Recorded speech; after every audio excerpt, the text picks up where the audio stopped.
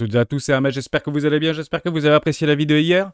Explosion haussière imminente, et d'ici quelques jours, pourquoi pas prendre un 60%, 70% d'augmentation sur Bitcoin. Je vais vous expliquer pourquoi dans cette vidéo. On va faire un petit peu de psychologie, on va faire aussi quelques mouvements de capitaux, et on va travailler aussi sur les dérivatifs, puisqu'il y a des choses qui sont extrêmement intéressantes, et c'est peut-être un tout petit peu différent de ce qu'on avait vécu il y a juste quelques semaines en arrière, c'était à la mi-avril. Bon, je vais essayer d'aiguiser mes dires, essayer de vous amener quelque part qui n'est pas évident à vous amener, puisque ça contredit un petit peu la psychologie rationnelle des marchés financiers sur une possible explosion haussière qui est imminente. Je vous explique tout ça maintenant. Avant de commencer, je vous invite toujours à rejoindre le Discord des rois du marché. Vous trouverez le lien dans la description. À l'intérieur, vous y trouvez une documentation qui s'appelle la stratégie des 4 rois. N'hésitez pas à l'utiliser, vous en imprégner, vous en inspirer pour vous aussi trouver votre propre style d'investissement, que ce soit sur le court, moyen, long terme, voire très long terme. J'utilise personnellement depuis plusieurs années et m'offre d'excellents résultats sur le moyen long terme, très long terme, plutôt investisseur et plutôt investisseur sur le Discord des rois du marché. Mais il y a aussi pas mal de traders et on a des plays, notamment de swing quand la tendance est haussière. Et c'est que dans ces conditions de marché que je prends personnellement des trades en levier, mais des leviers avec un risque management parfaitement maîtrisé, pas plus de 1% de son capital. C'est toujours intéressant de pouvoir le faire et de le voir que ça fonctionne plutôt pas mal, notamment en swing. Bon, on avait une toute petite fractale, on en a discuté hier, notamment avec Lux par rapport à des toutes petites time frames sur de l'IoT, je trouvais ça plutôt intéressant. Ce qui s'était passé en fait à la mi-avril, juste ici, peut-être est en train de se reproduire, puisque jusqu'à preuve du contraire, nous sommes dans un range, haut de range ici, bas de range en bas. Pour l'instant, on n'a pas fait les breakouts, donc les acheteurs de breakout ne se sont pas positionnés. Par contre, ceux qui doivent se positionner ici, c'est plutôt les range traders. Et les range traders prendront plutôt des effets de levier à la vente, ici, donc plutôt des shorts. Bon, c'est intéressant parce que ça permet en fait d'accumuler des vendeurs supplémentaires, plutôt au nord ici. Est-ce que c'est plutôt prenable ou pas prenable? Il faut aller faire un tout petit peu d'order flow, on va aller relativement rapidement. Et en quoi c'est un tout petit différent? Qu'est-ce qui s'était passé juste là? En premier lieu, vous avez une dégradation au niveau des open interest. Ici, on voit que ça tient au niveau des open interest, voire en très légère hausse. Vous voyez ici une très légère hausse au niveau des open interest, alors que le cours stagne. Juste là, vous aviez en fait un retour au niveau du retail qui s'était positionné là-dedans. Actuellement, on voit qu'il y a une toute petite tendance, mais c'est très léger, une toute petite tendance haussière là, et ça repart un petit peu dans le rouge, un petit peu dans le négatif, donc pour ma part, je ne le valide pas comme ça.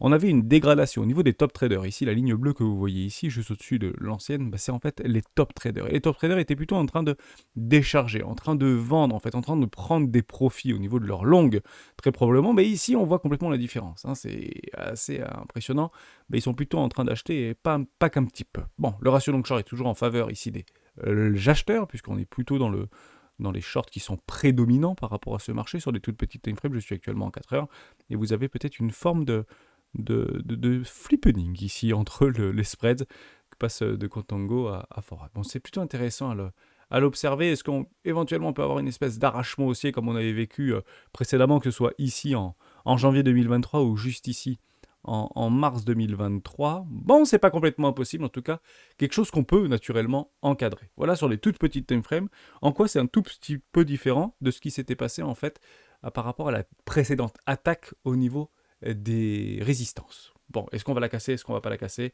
Pour l'instant, on va faire que de la prédictive, et je trouvais ça plutôt intéressant de repositionner finalement la psychologie par rapport à ce qu'on est en train de voir et non pas ce qu'on est en train de croire. Donc c'est pas jouable pour le moment. Mais bon, il y a quand même des plays à prendre et pourquoi pas un petit breakout qui pourrait être intéressant pour aller chercher relativement rapidement la target d'Hermès et pourquoi pas les objectifs dans les prochaines heures et peut-être prochains jours. Parce qu'aujourd'hui, il y a quelque chose qui va se passer, c'est BitX. On avait notre copain Bito, notre copain BT qui nous a fait perdre un argent monstrueux, évidemment, Bito sur les tops et BT sur les bottoms.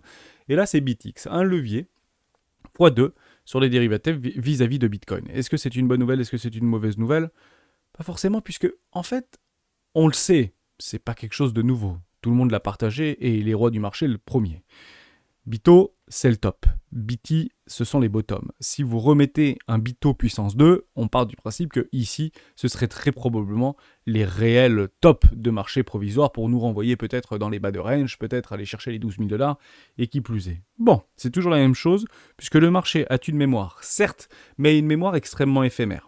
Hein, elle est extrêmement courte, cette mémoire des marchés. C'est à peu près ce qu'on est en train d'observer ici à la mi-avril. En fait, on est en train de reprendre des fractales de mi-avril, alors qu'il y a plein d'exemples précédents qui nous ont fait comprendre que lorsque nous avions en fait retapé les résistances, c'était pour les éclater littéralement. Et ça, on peut revenir notamment en 2019. Bon, ceci est posé, le constat est posé, ça c'est ce qu'on voit et non pas ce qu'on croit.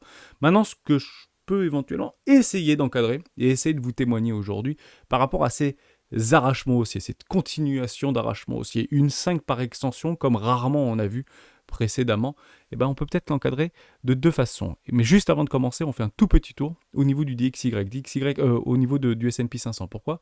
Parce que je vous avais potentiellement encadré, et je l'avais partagé dans le Discord des rois du marché, une épaule, tête, épaule, qui est en train de se positionner, qui a été confirmée ici en 4 heures pour aller chercher un gap de cotation. Sur des contrats futurs, c'est pas si fréquent. Généralement, ils sont très rapidement comblés, ces gaps de cotation qui se positionnent sur les contrats à terme. Il y en a un ici avec un objectif exactement sur les supports de marché. Les supports de marché à 4300 points, vous les connaissez, on va pas en reparler. C'est possible d'aller les chercher. Dès lors, si ça venait à se confirmer aujourd'hui, par exemple, je serais prêt si en fait il y a Bitcoin qui tend à venir chercher une poche de liquidité, je prendrais probablement un trade, juste cette poche de liquidité ici pour aller chercher les extrêmes par rapport à ce tout petit range, haut de range, bas de range. Je pense que j'en prendrai un ici, mais ce sera peut-être catalysé par rapport au marché plutôt traditionnel, même si on observe une forme de décorrélation à très court terme entre le Bitcoin, les cryptoactifs et le S&P 500 ou le Nasdaq en particulier. Bon, on avait ça en termes Bitcoin vis-à-vis des liquidités. Il y a des liquidités qui s'accumulent de façon assez massive et assez dangereuse, toujours au nord. Ici, on le voit le 32 000 $, mais partez du principe que vous en avez beaucoup également plus haut. Ici, on le voit par rapport à des traders.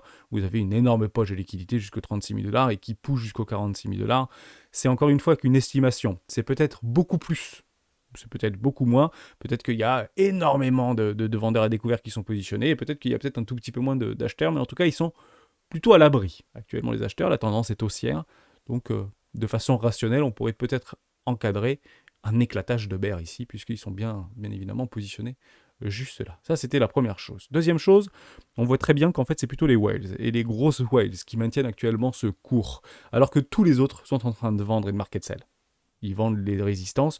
Généralement, c'est pas une mauvaise chose de vendre les résistances si c'est dans l'objectif de prendre des TP.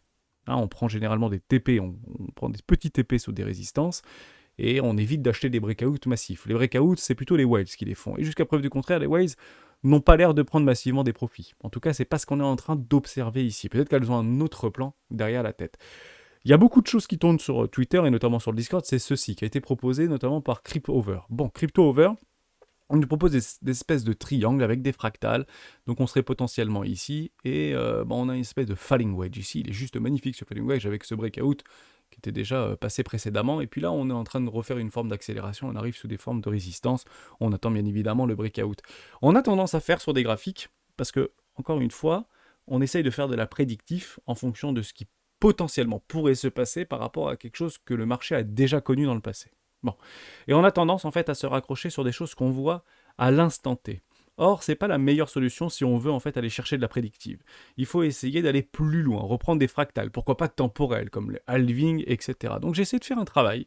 Peut-être que ça vous plaira, peut-être que je suis complètement à côté de la plaque, mais je vais quand même vous le partager ce travail-là. J'ai repris en fait exactement ce qui a été proposé ici par rapport à ce magnifique triangle ici avec une résolution au nord. Bon voilà, le triangle est ici, on aurait pu très bien le prendre sur les bottoms de marché, on peut même le tirer juste ici, on peut aller même le chercher sur des bottoms historiques et définitifs de octobre 2015, vous avez compris un petit peu l'histoire. Et actuellement on est donc ici pour aller chercher la petite poche juste là dans une zone de rechargement d'achat avec des fractales en 170 jours, enfin 170 périodes, ici je suis en weekly pardon, donc semaine, ici 32 semaines et ici moins 46 semaines par rapport au précédent halving de 2020 qui s'était positionné. On a exactement la même chose ici, je propose mon halving, le halving jusqu'à preuve du contraire ce sera actuellement le 16 avril 2024, on est à peu près à 46 bars juste là, donc on l'a déjà dépassé, 32 bars entre le crack ici au niveau de FTX et ici au niveau de la décollecte par rapport à Bitcoin qui était en novembre 2018. Vous avez exactement 32 bars, nous y sommes sur les 32 bars et puis juste là on avait notre top provisoire à 32 bars. Bon, ok, on a à peu près ça sous les yeux. Maintenant on va chercher les plus grosses résistances et supports de Bitcoin dans l'historique. Ils étaient exactement sur les 6 000 $. hein, vous voyez bien comme moi, c'était clairement les 6 000 $. Et vous aviez en fait baissé entre cette magnifique support qui était précédemment devenu résistance. Les résistances dans une tendance haussière sont faites pour être brisées. C'est exactement ce qui s'est passé en 2019. On avait fait moins 50%. Quasiment moins 50%, moins 48, mais je l'arrondis à moins 50, c'est quand même plus joli. Exactement pour aller chercher des bottoms générationnels. C'est très intéressant de le voir puisque actuellement, notre support résistance se passe exactement sur les 30 000 $. On le sait, hein, ce qu'on est en train de voir ici, à 6 000 $ dans le cycle précédent, ne nous y trompons pas, c'est les 30 000 $ de ce cycle actuel. Cycle très spéculatif, cycle d'institutionnel, cycle de machine à laver, cycle de tout ce que vous voulez. C'est 30 000 $. C'est quand même assez intéressant parce que si vous enlevez 50% de 30 000 $, eh ben c'est exactement 15 000 $. Et le bottom générationnel qu'on tente d'encadrer aujourd'hui, c'est les 15 500 $ à peu près, par rapport au crack au niveau de FTX. Ça, c'est juste formidable. On est en train de le tapoter. Ici, on l'avait tapoté, on l'avait littéralement brisé. On l'avait littéralement brisé pour aller chercher notre zone de rechargement de vente logique. Moyen terme, cyclique si vous voulez, est-ce qu'on pourrait éventuellement reproduire exactement la même chose? Mais vous avez compris qu'à ce moment-là précis, ma petite barre, je ne l'ai pas mise là, ma petite barre, je ne l'ai pas mise là, ma petite barre, je ne l'ai pas mise là, ma petite barre, je la mets à peu près comme la même fractale. Et si vous allez chercher en fait par rapport à ces 170 périodes, que vous passez par rapport à l'ATH, par rapport à l'ATH 170 périodes, on n'est pas complètement à côté de la plaque. Et d'ailleurs, par rapport à cette petite jonction qui est complètement prédictive sur les 26 000 $, ne nous trompons pas, c'est exactement en dessous de la précédente résistance. Et on était parti ping-pinguer ici par rapport au crack Covid de 2020. On peut exactement reproduire la même chose. Je m'explique. C'est pas compliqué. Vous allez chercher exactement la même fractale. Mais alors, parfaitement la même fractale. Quelque chose à peu près comme ça. Ici. Et on va exactement reproduire la même fractale. Donc oui, ça tient, en fait. Ça tient parfaitement. Vous allez la chercher ici, par rapport à cette fractale. On vient chercher, pour moi, ce serait plutôt l'année du réel. Ici, on l'encadrerait peut-être mars 2024. Pour moi, c'est peut-être un tout petit peu tard. Mais ce serait plutôt fin d'année 2023, l'année du réel, pour aller chercher en fait une 2. Si ici, on peut éventuellement prétendre qu'on a une magnifique 1 par rapport à une fin de cycle précédent baissier en A, B et C. Vous le voyez comme moi, hein, c'est capital. Hein.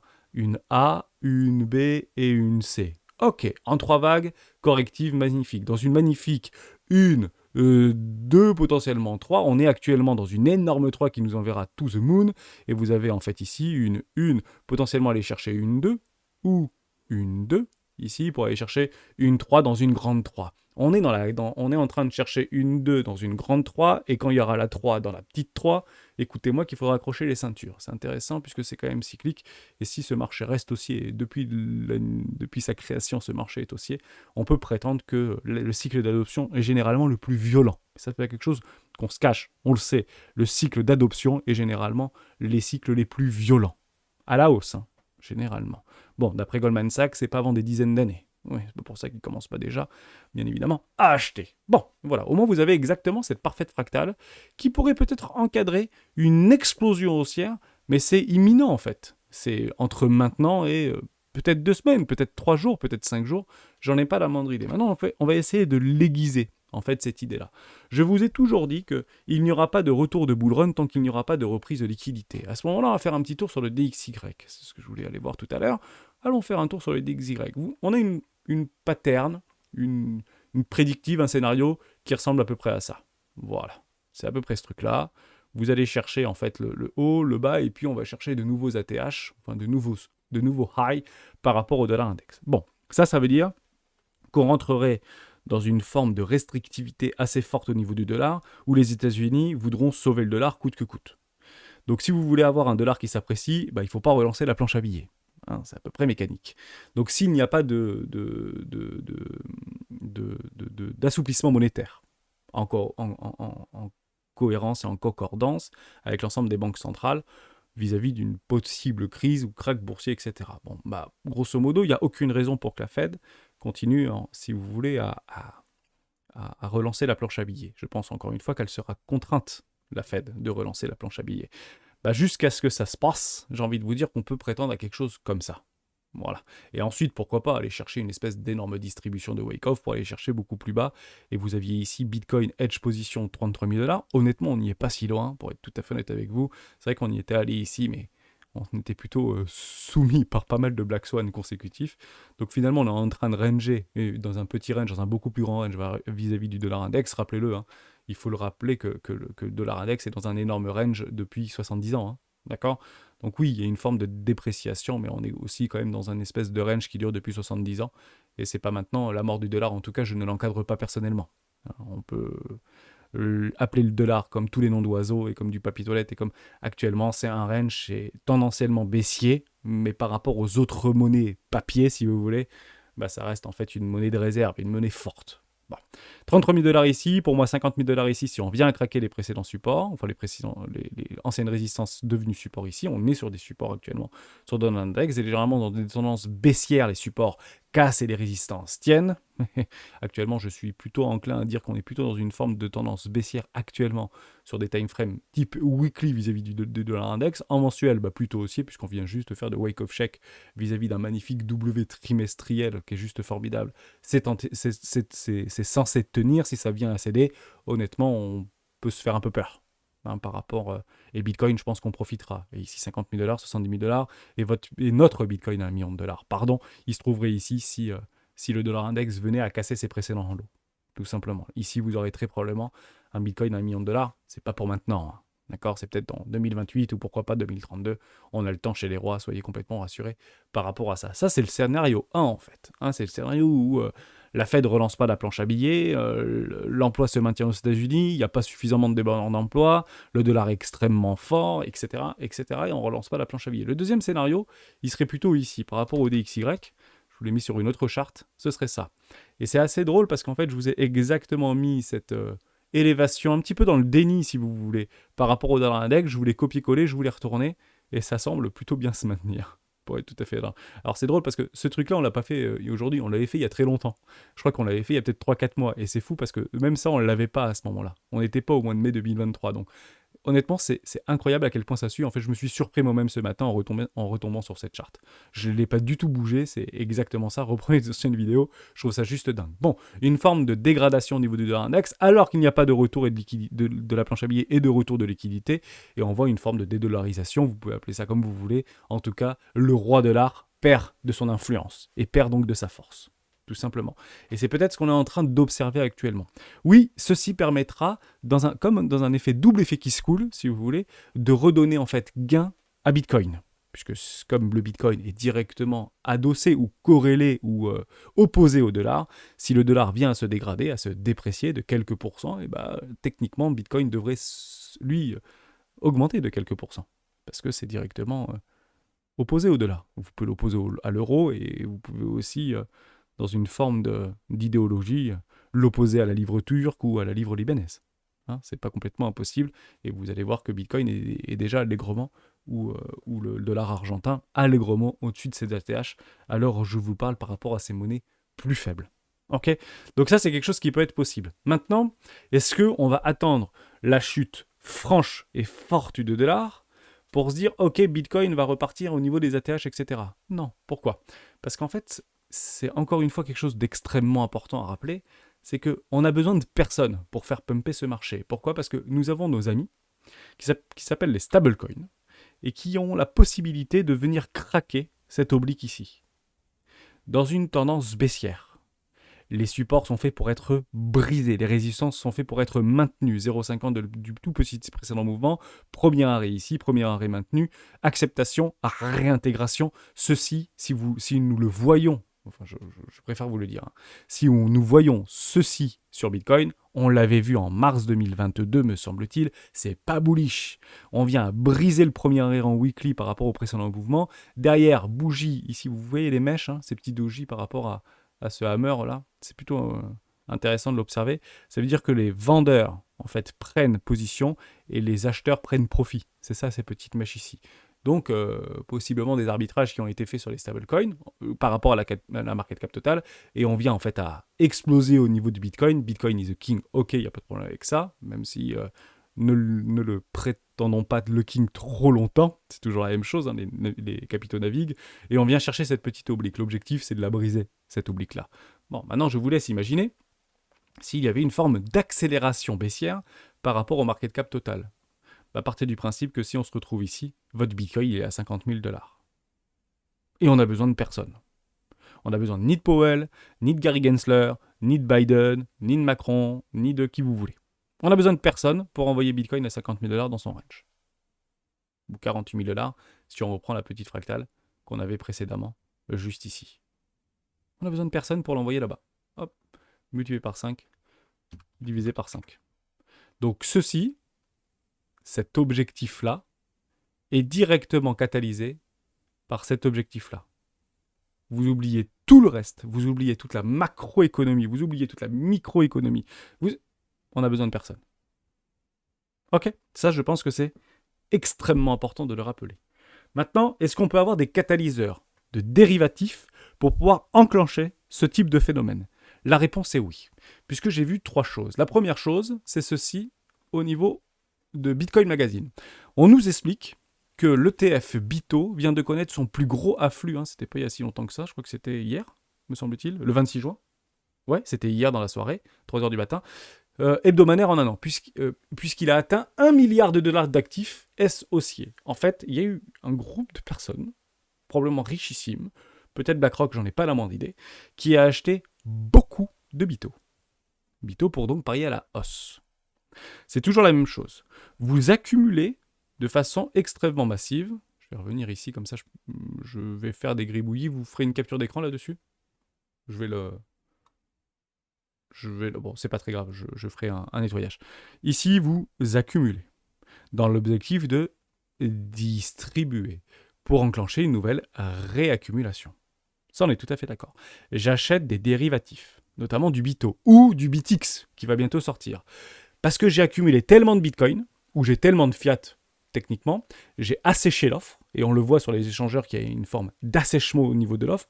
C'est impressionnant, hein. On revoit en fait ces niveaux de supply au niveau des échangeurs qui n'avaient pas été vus depuis 2016, au plus bas. Vous vous rendez compte par rapport à la maturation et par rapport au prix du Bitcoin en 2016? C'est juste dingue. Il n'y a plus de Bitcoin, ou en tout cas il y a très peu de supply, notamment en Bitcoin, sur les échangeurs. Donc il serait facile en fait d'enclencher une forme de FOMO et une forme d'accélération haussière. Si vous avez 2 fois plus de Bitcoin qui sont disponibles sur les échangeurs, ou prêts à être vendus, si vous en avez 2 fois moins, partez du principe que s'il y a beaucoup d'offres, la demande, elle ne va pas se multiplier, ou elle va pas se démultiplier. Donc c'est une forme d'accélérateur, pas un catalyseur, mais un accélérateur, qui fait aussi un petit peu travailler la psychologie pour dire il n'y a plus de Bitcoin, donc à combien tu serais prêt à payer mon Bitcoin s'il n'y en a plus? C'est toujours la même chose. Si tout le monde veut au même moment, Bitcoin il explose. C'est comme ça qu'on voit des exit pumps, notamment sur pas mal de nos petites cryptoactifs qui sont peu capitalisés, qui ont une TVL relativement importante, donc beaucoup en fait sont stakés. Et s'il y en a beaucoup d'un seul coup qui veulent en acheter, ça monte très fort. Ouais, mais s'il y en a beaucoup d'un seul coup qui veulent en vendre et il n'y a pas suffisamment d'acheteurs, ça dump très fort. Et oui, la TVL et le staking, ça va dans les deux sens. S'il y a une forte pression acheteuse, ça fait une très forte poussée haussière. Mais s'il y a une très forte à un instant T, et que ce soit calculé, manipulé, etc., on peut imaginer tout ce qu'on veut. Mais pression vendeuse, ça dump extrêmement fort. Donc on peut éventuellement essayer de penser à dire que si avec quelques milliards de dollars, on peut pousser très fortement l'espace d'un claquement de doigts au-dessus des 47 000, je pense que oui, personnellement. Ça, c'était la première chose que j'ai vue, ce sont donc des institutionnels qui achètent du BITO. C'est quand même pas normal. Logiquement, on achète quand c'est aux ATH. On n'achète pas maintenant du BITO, parce que là, on est plutôt neutre dans notre représentation. Et d'ailleurs, on est tellement neutre qu'on est plutôt baissier, parce qu'on dit ça va pas passer. Tout le monde est boule. Il faut que tout le monde soit boule pour que le prix monte. C'est très important. Il faut qu'une grande majorité de personnes qui sont déjà sur ce marché soient optimistes pour que ça monte. Évidemment. Puisque généralement, ceux qui sont pessimistes ici, c'est pas forcément qu'ils le jouent. Vous pouvez être pessimiste par rapport à votre représentation, ça ne veut pas dire que vous shortez. Eh oui. Mais à contrario, vous pouvez être très optimiste, ça ne veut pas dire que vous le longuez. Ça ne veut pas dire que vous l'achetez. Mais il faut que le sentiment soit boule. Pourquoi? Parce que l'objectif, c'est de nous faire acheter plus haut. Beaucoup plus haut. Et actuellement, c'est pas la peine de nous faire acheter beaucoup plus haut, puisqu'il y a des gens à venir dégommer avant. Ça, c'était la deuxième chose. La troisième chose, je pense que c'est une des choses les plus importantes, c'est au niveau de nos options. Et vous allez me dire, c'est peut-être embêtant vis-à-vis des options. Bon, je vous explique. C'est extrêmement simple. Actuellement, il y a un max paying price qui est à 26 000 $. Vous avez du strike price à 30 000 à 35 000 $. Partez du principe que les gens qui achètent des calls, c'est pour se couvrir. Pour se couvrir de quoi? Et le ratio est disproportionné, hein. On a 3 milliards de dollars de call et on a 1,7 milliard de dollars de put. Disproportionné.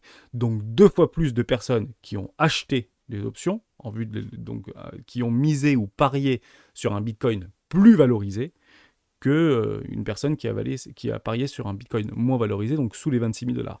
Donc il y a quasiment 2 fois plus de personnes qui ont dit « Ok, Bitcoin sera à plus de 26 000 ou 25 000 dollars à la fin du mois de juin », et la moitié de ces personnes qui pensent que le Bitcoin sera en dessous probablement des 26 000 dollars à la fin juin. Bon, vous avez compris que l'objectif des options, c'est de se couvrir, c'est de se hedger.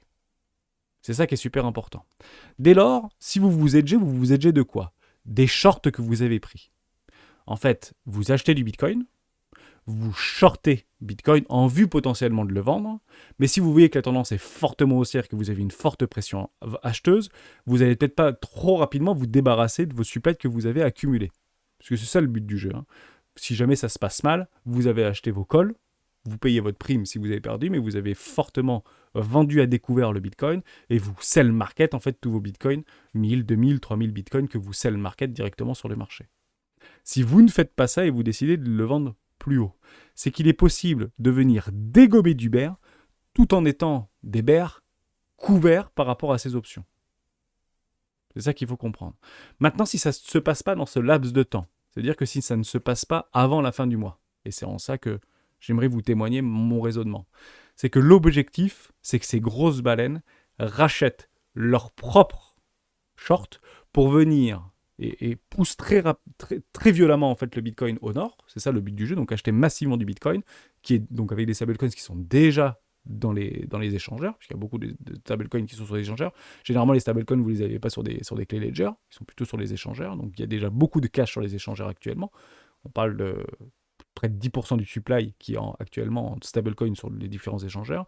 Vous achetez fortement du Bitcoin. Vous avez beaucoup de tokens beaucoup de Bitcoin qui sont actuellement en spot. Vous faites dégommer votre short, vous faites valider et exécuter vos options que vous avez pris en call. Tout est gagnant. Et vous distribuez donc vos spots, parce que c'est ça le nerf de la guerre, c'est à la fin, comment vous décrochez une forme de rendement, c'est en vendant sur le spot. Et vous distribuez où ? Dans une zone de rechargement de vente logique. Ici, entre les 45 000 et 48 000 dollars. Et ça peut se faire extrêmement rapidement. Et ce sera en fait peut-être catalysé par rapport à ce BitX. Puisqu'on nous l'a dit, on nous l'a répété, quand il y a un nouveau dérivé au niveau de Bitcoin Share, c'est plutôt baissier. Est-ce que c'est différent aujourd'hui ? La question reste complètement ouverte. Voilà, je voulais juste vous parler de ça pour avoir en fait un raisonnement relativement large que, encore une fois, quel que soit votre scénario, si ça commence à partir et si on commence à avoir des breakouts, déjà on n'achète pas les breakouts, mais c'est clairement pas le moment de les vendre. Voilà, c'était juste pour vous prévenir par rapport à ça. Si vous voulez vendre ces breakouts, attendez des réintégrations, attendez des confirmations, attendez des structures, attendez des divergences, attendez des... etc., etc., etc. Attendez bien vos confirmations. On ne vend pas un TGV qui part. Ça reviendrait au même, vous vous jetez sur la fusée de SpaceX en plein décollage pour la faire tomber. Ne faites pas ça. C'est dangereux pour la santé. Ne vous jetez pas devant un train ou ne vous jetez pas sur une fusée de SpaceX qui est en plein décollage. Il y a peu de chances que vous l'arrêtiez. Parce que c'est clairement en fait un bouchon de champagne qu'on est en train d'observer ici. Et ça peut être violent. Pourquoi ? Parce qu'il y a beaucoup de catalyseurs. Entre beaucoup de vendeurs à découvert qui sont positionnés, entre des personnes qui sont richissimes, qui pourraient potentiellement essayer de se faire valider et de valider les calls.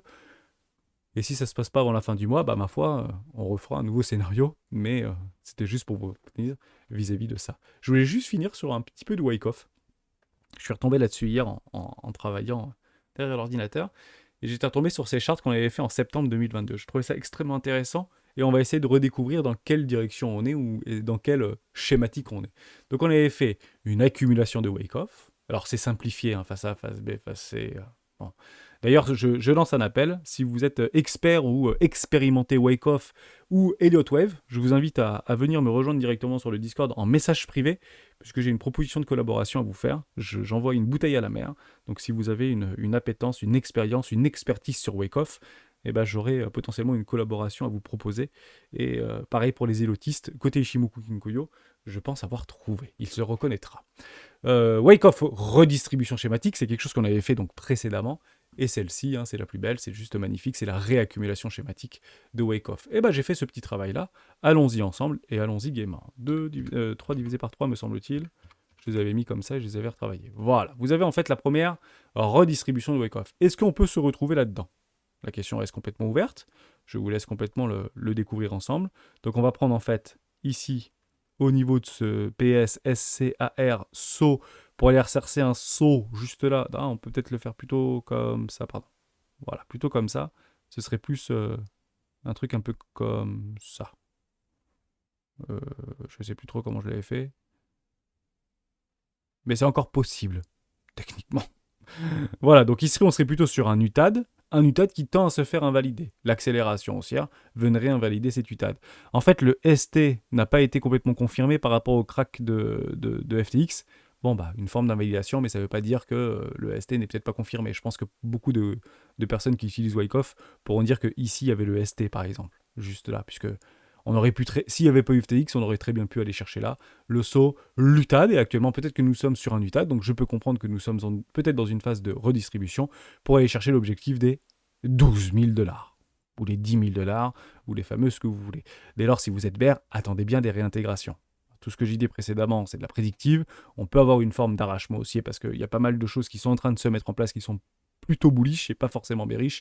Et l'objectif que quand c'est bullish, il faut que ça monte. Et si c'est bullish et ça monte pas, généralement, c'est que c'est peut-être pas très bullish. Vous avez compris un peu l'idée.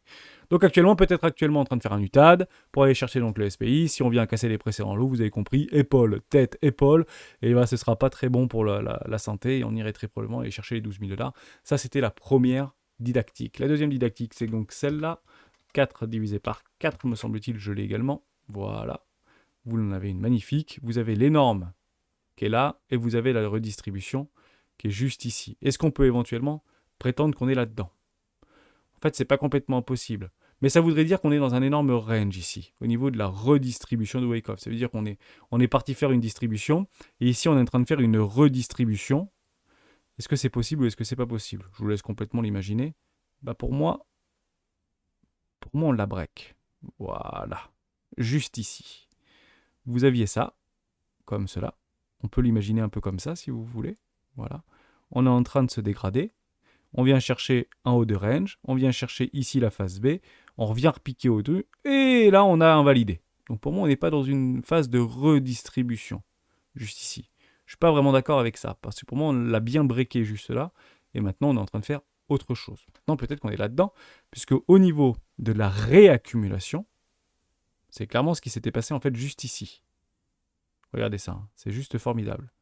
Regardez là, on est bien dans une phase de réaccumulation. Ici, vous avez vos 3 flux acheteurs. Vous allez chercher en fait des objectifs plus aux zones de rechargement d'achat. On est en train de réger. Crack Covid oblige. Bon, un petit peu plus violent que prévu. Et puis derrière, on repart. Maintenant, si je fais ce type de choses, c'est plutôt intéressant. Voilà. Ici, nous avions une phase d'accumulation.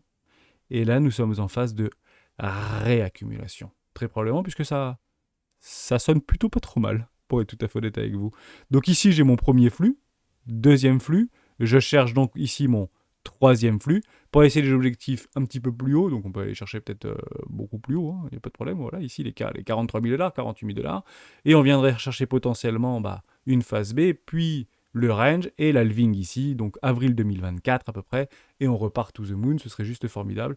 Et ce qui est super intéressant, c'est lorsque je prends mes bottoms de marché ici et que je prends mes tops de marché, vous savez qu'une vague 2 par rapport aux zélotistes, c'est ça, hein. C'est une, deux entre les 0,50 et les 0,618 pour aller chercher une vague numéro 3. On est peut-être là-dedans, donc dans un schéma de réaccumulation. Je crois que j'en avais un autre, c'est peut-être celui-là, je ne sais plus, le premier qu'on a vu, est-ce que je l'avais quelque part ou pas? Non, je l'avais pas quelque part. Bon, c'est pas grave, je crois qu'on a tout vu par rapport à ça. Mais dans l'idée, et là c'était l'autre. Ok, je revérifie juste par rapport en fait à ce schéma-là. Est-ce qu'on peut être là-dedans? Ouais, en fait, on est probablement parfaitement là-dedans. Je vais le copier-coller et je vais vous le montrer d'ailleurs parce que je crois que je l'ai reperdu cette machine-là. Ok, c'est pas très grave. Et on finira la vidéo là-dessus et j'espère que je vous aurai aidé en vue potentielle d'une explosion haussière dans les prochains jours, hein, tout simplement. Hop, allez, on copie-colle. je l'agrandis, comme ça on l'aura exactement sous les yeux.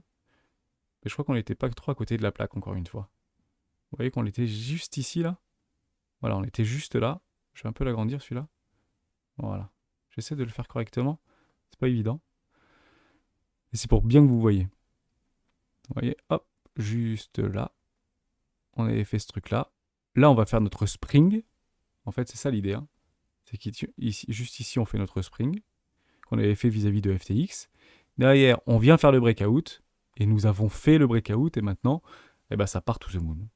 Voilà, c'est un peu l'idée. Période d'accumulation. Donc on est bien dans une accumulation.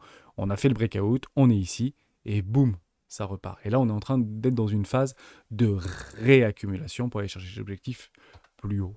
Voilà. À vous de me dire sur si vous travaillez sur Wake-Off, tous les chemins mènent à Rome, bien évidemment. Les invalidations, bah, vous les avez. Hein. C'est si on venait à ne pas en fait franchir et accepter au-dessus des 30 000 $.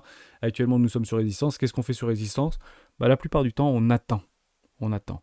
Mais il y a des choses qui peuvent se passer. La seule chose que je peux éventuellement vous témoigner ici, c'est ne vous mettez et ne vous opposez pas au mouvement. Voilà, je pense que c'est le plus important. Il faut toujours comprendre quelque chose. Il n'y a pas de si sur les marchés financiers. Il n'y a jamais de si ou si et si. Il y a toujours des causes et des conséquences. Les causes, on essaye de les découvrir ensemble, on essaye de les parfaire, on essaye d'en trouver les contours, et on essaye d'en trouver et d'en découler des conséquences. La conséquence des dérivatifs, la conséquence de BitX, la conséquence des mouvements qu'il y a actuellement sur Bitcoin, la dominance de Bitcoin, bah c'est plutôt des causes qui vont en fait produire une conséquence. Et la conséquence de ce qu'on est en train en fait d'empiler depuis que quelques semaines, parce qu'on peut même parler de 2 semaines, puisqu'il y a Gary, c'était mi-juin, qui essayait d'envoyer des coups de bazooka sur les crypto-monnaies. Et ben, il y a toujours des conséquences à ça. Le sentiment, c'est Gary. Les causes, c'est tout ce qu'on est en train de voir et tout ce qui est en train de s'empiler. Les conséquences, elles sont plutôt haussières. Voilà. Si on devait en fait jouer quelque chose, et ben, partir du principe qu'on devrait plutôt jouer la tendance ici. Et quand je regarde ça, bah, dans une tendance haussière, quoi qu'on entende, on tente d'acheter des creux. Et jusqu'à preuve du contraire, il semblerait que ceci soit bien un creux sur un premier arrêt qui était maintenu. Tant que le premier arrêt tient, le plus probable, qu'est-ce que c'est? C'est ni plus ni moins de faire un nouveau plus haut, tout simplement. Merci à tous et à tous d'avoir suivi cette vidéo jusqu'au bout. On se retrouve demain dans une prochaine vidéo d'Héros du Bitcoin.